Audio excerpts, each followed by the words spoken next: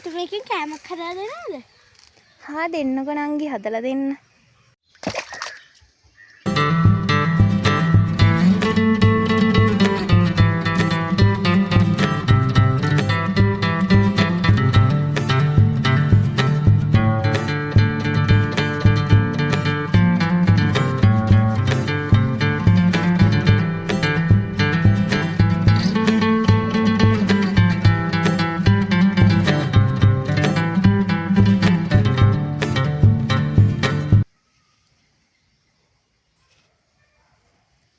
දැන් අපි මේක නංගිට දීලා බලමු රස කොහොමද කියලා.